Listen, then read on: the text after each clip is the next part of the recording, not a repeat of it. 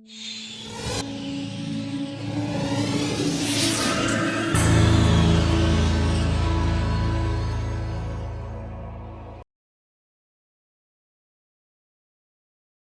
my name is Ankush. And my name is G. And today we're going to tell you a little story about shopping before we start this presentation. So the story is about a guy named Jeff. He loved shopping and he had a job as a garbage collector. And he was also a shopaholic. He loved traveling all across the world to many different countries to buy new things for himself all the time. So the more things he bought, the more things he had. As the population grew, many people became just like Jeff. And remember that job we told you Jeff had? He was a garbage collector. And as time went by, he got fired from his job. And actually this isn't a story about shopping. It's a story about waste. You may be asking, where does this happen in Canada? Well, this issue happens about everywhere in Canada. But two main cities I'd like to share about are Montreal and Toronto.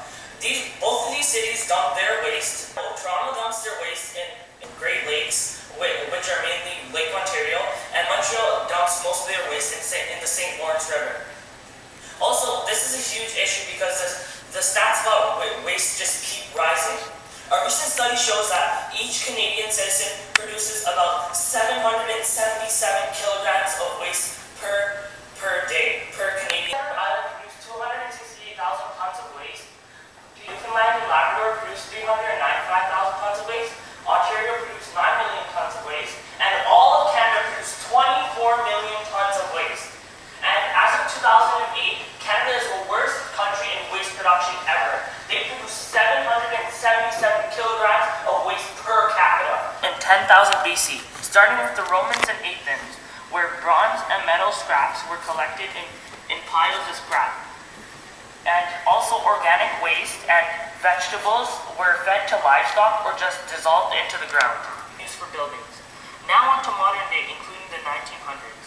In the 1900s was where all major events started to take place. The first power plants started to be made in America. The population exponentially rise, and more refuse, which is basically another word for solid waste, was discarded. So after the Industrial Revolution spread in the 1900s, factories were built and so were major industries. Waste was produced like crazy, and the invention of plastic was made in 1907. The average person really doesn't know what waste is, but we usually think that waste is leftovers or just empty containers we throw away. We don't really pay attention to where it goes after. Many types of waste. There can be solid waste, industrial waste, and hazardous waste. But the main one is solid waste. What solid waste is basically discarded or used materials that we don't need to use anymore, so we just throw it away. Nowadays, we don't only have to deal with just solid waste, industrial waste, etc. We also have to deal with more and more sewage, and we also have to deal with electronic waste. To manage waste, it can do many things to the environment, and it can cause many complications. For example, did you know that waste, unproperly managed waste, can contribute to all types of pollutions? For example, it can contribute to water pollution, air pollution, can cause it can cause air pollution as poorly managed waste can also have toxins. Other waste such as industrial waste, etc. This can also cause global warming to harm the air quality, creating acid rain in our clouds. Waste has an impact on water. Industrial waste can pollute our water supply, and also when you're farmers, the pesticide residue goes into our lake, and many waste and sewage waste from their animals can go into our water supply, such as groundwater. And as you may know, a century ago, the invention of plastic was invented and released to the world in 1907. Well, actually, the materials plastic are made out of, once it gets dumped, and as I said, most waste is dumped into lakes. Most waste nowadays is mainly plastic, as it is very good for product packaging, and the materials in plastic do not decompose as well. It takes them a very long time. The poisonous byproducts, toxins, and sludge can harm marine life, such as ducks, fish, etc. Animals too, as the poisonous byproducts and normal plastic packaging can harm our marine animals, as this can cause physical trauma to their bodies. For example, fish can mistake many packaging to be food, and the products may be biohazardous, and this may cause death. And also land animals. For example, many of you guys have seen seagulls, right? Many seagulls just eat garbage and whatever they find on the road. Also, global warming can occur when leachate gases, or basically when garbage is incinerated or waste is incinerated to make energy, or such as electricity. Those gases go up into the Earth's atmosphere, which can cause the greenhouse gas effect to come into play dramatically, and this can change our weather patterns. 55% of our waste in all of Canada is either gone to a landfill or it's just either dumped, and about 33% of our trash or recyclables are just recycled, and about 12.5% of our trash and recyclables are gone into incinerators to transform into energy. Already accounted for $47 billion, and further improvement will excel as approximately Canadians will throw away 600 times their adult weight in waste. Current management methods employ approximately 200,000 people and 368,000 people total in Canada. Create more jobs as Canada's population increases and there. Okay, so here's a simple question I want to ask the audience. How many of you hate waste? Can I see a show of hands? Can you tell me why you hate waste? Yes, you. Why do you hate waste? Like, where are we gonna send all our waste to? And also, it's really bad for the environment too. That's wow. Wow, great answer. I really like it. Yes, waste is horrible for the environment, but also it can cause an unpleasant sight, and also it can cause a smell. There's a lot of space that takes up by waste. Because did you know that 10,000 landfills are in Canada alone? Well, have you guys ever seen those small little flies who are always in your kitchen, always annoying you, always on food and mainly fruit? Well, those are called fruit flies. They come from, what else? Waste and food they see in your house. Well, a lot of waste can attract insect vectors such as fruit flies, mosquitoes, etc. These are very annoying. Also, they can cause many illnesses, and the Canadian government has also been involved politically. The finance minister and the environmental minister have also made laws which would help benefit our waste management system. Currently, they made a regulation law in 1999 with the management of industrial waste and hazardous waste. Well, many tech has been made. For example, recently synthetic material has been used for landfill, and they've lined landfills to prevent contamination of groundwater resources. Also, compactors, so basically they're basic trucks, they compact the garbage, and they're used on the working face of landfills to move garbage and reduce the waste volume. So much less space is taken up. Alright, so here's a little demonstration I have for you today. So what I've set up here are 2 glasses of waters and plastic inside of these 2 cups, and they're filled with water to show that how plastic would decompose in water. So I got these 2 cups from my lab of science. So this first cup, the plastic has been in this for about a year.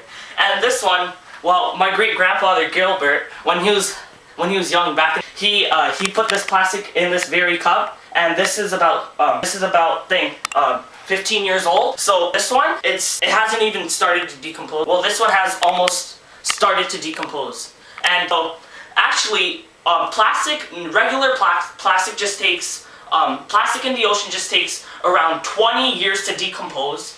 And guess what? Let me just get my water bottle of science from my science lab. Okay, so if I put one of these in an ocean, let's say if I put one in a plastic cup, guess how long that would take to decompose? So actually it would take about 200 years for a plastic water bottle to decompose. Or sorry, 500 years. 500 years for plastic water bottle to decompose. Isn't that just amazing? Well, actually it's not amazing. It's horrible, because no one actually knows how much plastic there is in our oceans, but the real question remains, how long will it stay there? Okay, now you've heard me complaining on why we should improve our waste management in Canada. But now I'd like to hand it over to my partner G, where he's gonna tell you a boxload of solutions on how to actually solve this problem and how we can improve waste management in Canada. Thank you so much, Ankush, for telling us all the issues of Canada's waste management. Can we please get a round of applause for him? Solution number one. Solution number one would be to have less packaging on all overpackaged products. Did you know that 1/3 of Canada's landfills is just filled with paper and plastic? It might not seem a lot, but that's 33%. So that means 1 in every 3 products you pick up at a dump would be paper and plastic. So now I'm going to be talking about how we can actually achieve this solution. So one way would be to talking about the government about this. We can show them all the statistics of Canada's dumps and everything, and we can even get a petition and send it to the government. So that's one way of how it can be achieved. Okay, so now remember, I need you guys to remember something. So I'm going to be talking about the cons first of having less packaging. Okay, so the factories that actually make the products are going to have to use less packaging, which will result in the product being cheaper. And that means the factories that make the products aren't going to make as much of a profit as they were making before, which could possibly result in them going into a deficit. Now let's talk about the pros of less packaging. First of all, the factories that make the products are going to have to spend less time making it. And remember how much of that is going to be saved. And this will result in less trees being cut down for the paper. And also plastic is going to be saved. Now I'm going to show you an example of an overpackaged product. Actually, packaging is in there. Look at all this useless styrofoam. Oh my god. I mean, and look at all this. See all that plastic right here? Now look at what's inside here. Just 2 sprays and just this. You know how much of this can be saved? Like, we didn't even need that. Maybe we can just have like a couple pieces of styrofoam and close the box and tape on. And now I'm going to show you an example of a product that's properly packaged. Look at this cookie box. See, this is a brand new cookie box right here. And look, to open it, simply lift this up. And here are your cookies. No extra packaging is involved in this. Just this, and look, you can even start eating your cookies right now. Delicious.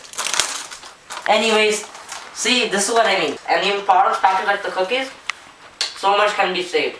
Solution number 2. So what solution number 2 is to encourage everybody to go to the zero waste lifestyle. Now before I go more in depth on this, can I please ask the audience if any of you guys know what it means to go zero waste? Can I please see the show of hands, please? What I think zero waste is basically where people would have to live a lifestyle where they have to use little to none waste. And how, as Jeff said before, zero waste means that you create minimal to no waste. It's true. So did you know that 900,000 people around Canada, if they all went zero waste, just 900,000, then all the waste in Canada's landfills would be reduced by 20%. When it might not seem like a lot, but again, it is a lot considering that the average Canadian creates 600 times their adult waste. As Jeff said before, going zero waste means that you create minimal to no waste, and yes, it's true. But more specifically, zero waste. When you go zero waste, you and your family have to create no waste. If 900,000 people around Canada went zero waste for a couple of months, all the waste in Canada's landfills would be reduced by 20%. And it might not seem like a lot, and only 20%, 1/5. Well, technically it is a lot. Let's talk about how we can actually achieve the solution of going zero waste. First of all, we can spread awareness of it. We can tell people how much garbage we Canadians actually create, considering we're one of the top producers of garbage in the world. First of all, we can spread news on TV, social media, Facebook and Twitter. Well, convincing people to go zero waste also has some pros and cons. Let's do the cons first. So the con would be that it can be hard to convince people to go zero waste. And also, some of the entrepreneurs that package this product are gonna go out of business. Because if you go zero waste, that means you're gonna be reusing some of the products.